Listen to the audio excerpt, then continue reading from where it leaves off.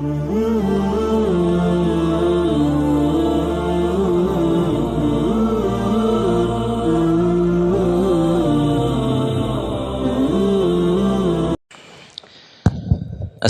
علیکم ورحمۃ اللہ وبرکاتہ۔ الحمد للہ نحمده ونستعینه ونستغفره ونؤمن به ونتوکل علیہ ونعوذ باللہ من شرور انفسنا ومن سیئات اعمالنا من يهده الله فلا مضل له ومن يضلله فلا هادي له ونشهد أن لا إله إلا الله وحده لا شريك له ونشهد أن سيدنا ومولانا محمدا عبده ورسوله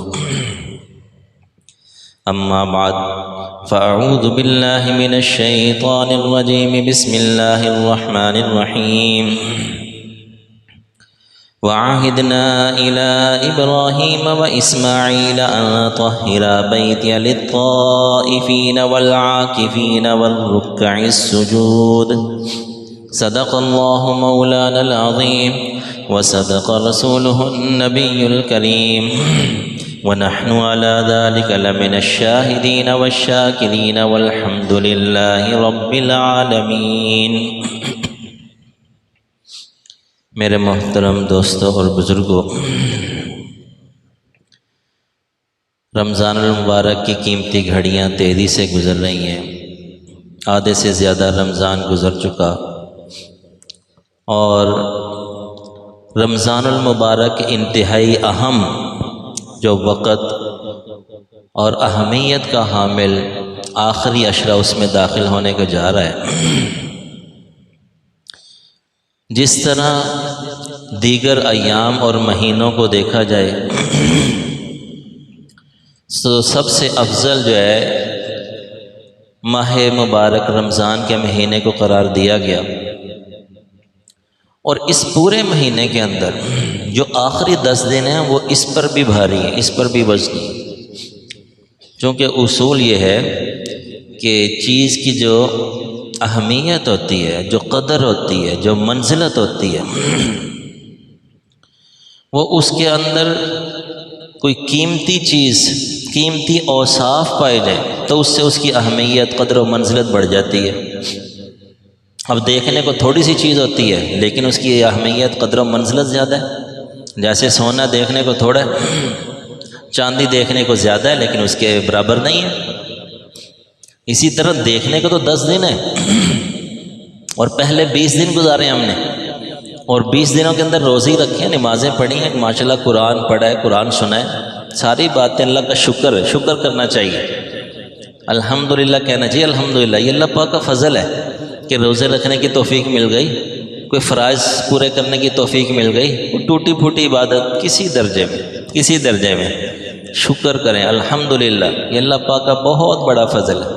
عید کی خوشی بھی اس سے ہوتی ہے جس نے روزے رکھے ہوتے ہیں، جس نے کچھ کسی درجے میں عبادت کی ہوتی ہے، اصل خوشی اس کو ہوتی ہے۔ تو کچھ نہ کچھ عبادت کا موقع مل جائے تو یہ بھی ایک بندے کو روحانی کیفیت حاصل ہو رہی ہے دل کے اندر۔ تو چلیں 15 دن 16 دن گزر گئے، امید ہے الحمدللہ سب نے الحمدللہ روزے رکھے ہوں گے، اللہ تعالیٰ مزید کی بھی توفیق عطا فرمائے۔ تو ان 20 دنوں کے اندر بھی کسی درجے میں اللہ کا شکر ہے عبادت کی توفیق ملی، لیکن جو 10 دن ہے اس کی جو فضیلت ہے وہ 2 وجہ سے زیادہ ہے۔ ایک تو یہ کہ آخری عشرے کے اندر ایک اہم عبادت اعتکاف کی عبادت ہے، وہ آخری عشرے میں رکھ دی گئی۔ آخری عشرے کا مطلب یہ ہے کہ یہ نہیں ہے کہ اس سے پہلے اعتکاف نہیں بیٹھ سکتے، پورا مہینہ کوئی بیٹھ جائے، لیکن وہ جو پورا مہینہ بیٹھیں گے پہلے 20 دن وہ نفلی اعتکاف ہوگا، اس میں وہ پابندیاں نہیں ہیں، وہ شرائط نہیں ہیں کہ وہ اعتکاف ٹوٹتا نہیں ہے۔ جب مردی بندہ مسجد سے باہر چلا جائے گا، ختم ہو جائے گا، واپس آئے گا، نیت کر لے گا، شروع ہو جائے گا، اس میں وہ پابندیاں نہیں۔ ہاں ایک صورت ہوتی ہے کہ اگر بندہ جو ہے نا کوئی نظر مان لیتا ہے، منت مان لیتا ہے، تو پھر تو وہ واجب ہو جاتا ہے، جتنے دن کی بھی 3 دن، ہفتہ، 10 دن، 20 دن، پورے مہینے کی پورے مہینے کی منت مان لی۔ یہ جو ہوتا ہے نا، یہ بھی ذرا اس میں بھی احتیاط کرنی چاہیے۔ یہ جو نظر مان لیتے ہیں جذبات میں آ کے پھر مسئلے پوچھنا شروع کر دیتے ہیں۔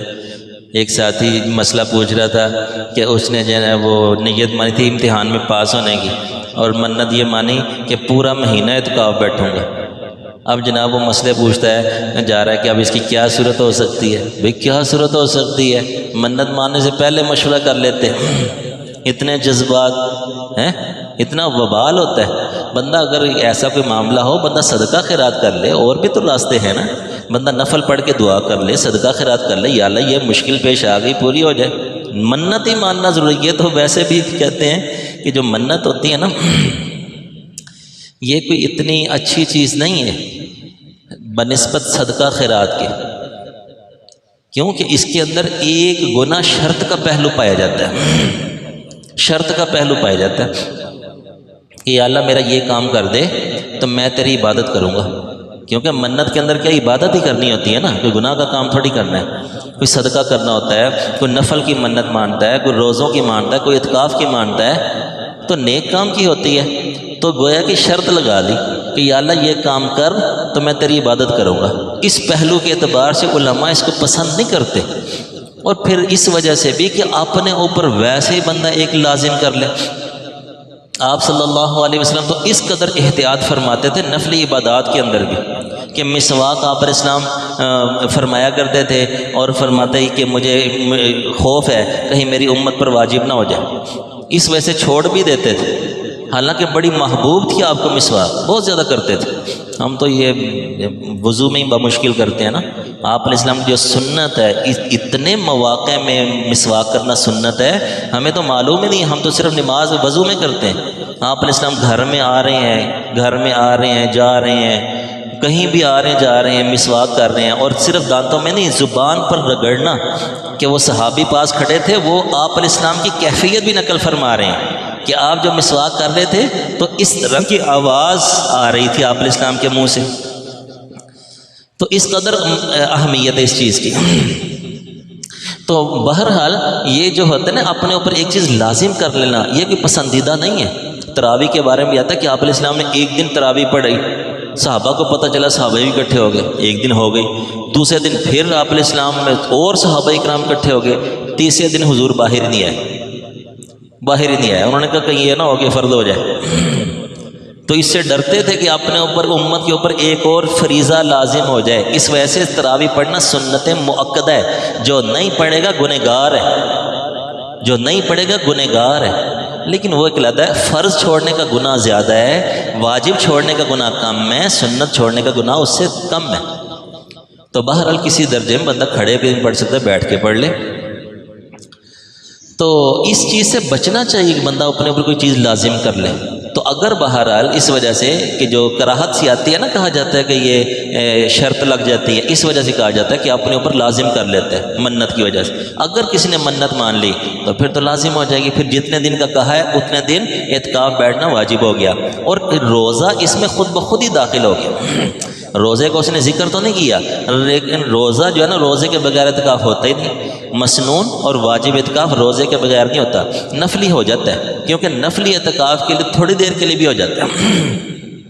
جب مسجد میں آتے ہیں اعتکاف کی نیت کر لیں، نویت الاعتکاف ما دمت فی ھذا المسجد، عربی میں کر لیں، اردو میں کر لیں، اپنی زبان میں کر لیں، جب تک مسجد میں ہوں میں اعتکاف کی نیت کرتا ہوں تو اعتکاف کا ثواب ملتا رہے گا۔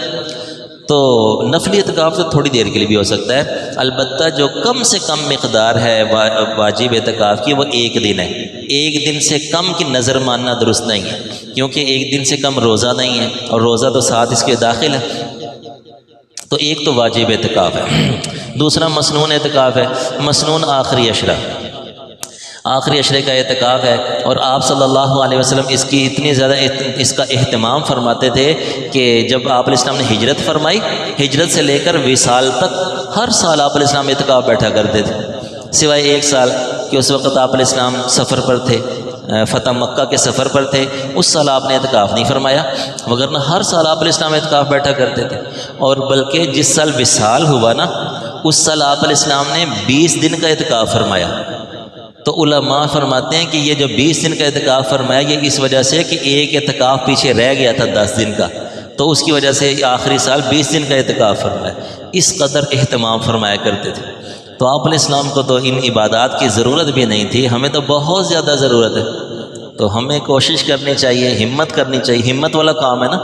اور اعتکاف کے جو فضیلت ہے نا، اس کی ایک فضیلت یہ بھی ہے کہ اس کے اندر جو اس قدر اس کو اعزاز بخشا گیا کہ اس کے اندر ہجرت پائی جاتی ہے۔ تو ہجرت جو ہے نا وہ تو سب سے بڑھ کر کہ ہجرت کیا ہے کہ پچھلے سارے گناہوں کو وہ ڈھا دیتی ہے، ختم کر دیتی ہے، تو اس میں ہجرت پائی جاتی ہے کہ بندہ بال بچوں کو تھوڑی دیر کے لیے، تھوڑے عرصے کے لیے چھوڑ کے مسجد میں آ کے بیٹھ جاتا ہے، گویا کہ اپنا لائف سٹائل چینج کر لیتا ہے، تھوڑے وقت کے لیے ہے، لیکن اللہ تعالیٰ کو یہ عمل بڑا محبوب ہے۔ تو دیکھیے کہ آپ علیہ السلام امت کو ہی گویا کہ سبق دینے کے لیے اس قدر اہتمام فرما رہے ہیں۔ اگر دیکھیے کہ آپ علیہ السلام نے اس قدر اس کو اہمیت نہ دی ہوتی تو اب کیا ہونا تھا، حالانکہ اس قدر اہمیت دی تو اب اکا دکا چند ایک لوگ بیٹھتے ہیں، اور وہ بھی اگر ایک بندہ بھی نہ بیٹھے تو پھر تو ساری آبادی گنہگار ہوتی، اہل محلہ سارے کے سارے جس کو مسجد لگتی ہے۔ اس وجہ یہ فرض علی الکفایہ ہے، واجب علی الکفایہ، کہ اگر کوئی ایک بندہ بھی بیٹھ جائے نا تو باقیوں کی طرف سے کفایت کر جاتا ہے، گنہگار نہیں ہوں گے۔ تو بہرحال کوشش کرنی چاہیے مسنون اعتکاف کی۔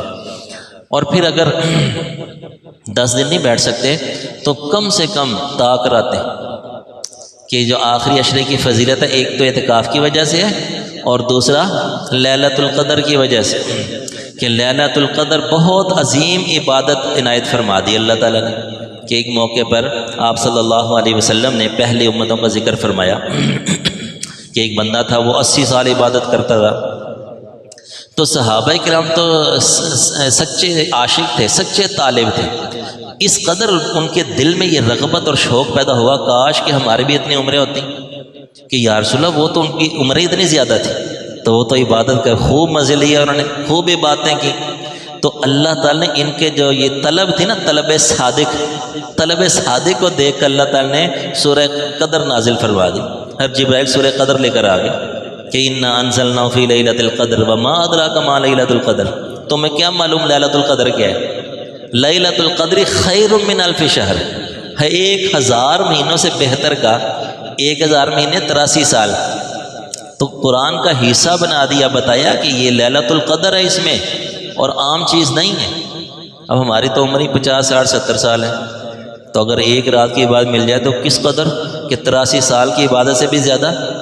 تو اگر کسی کو یہ بھی توفیق نہ ملے، اب یہاں سے یہ دیکھیں کسی کو یہ بھی توفیق نہ ملے تو وبال بھی بہت بڑا ہے، اور خاص طور سے خدا نخواستہ کہ بندہ ایسی جو ہے نا طاق راتوں میں بھی گناہ نہ چھوڑے، جس طرح ہم گناہوں کی عادی ہو چکے ہیں، طاق راتوں میں گناہ نہ چھوڑے تو کتنی محرومی کی بات ہے، بڑی افسوس کی بات ہے۔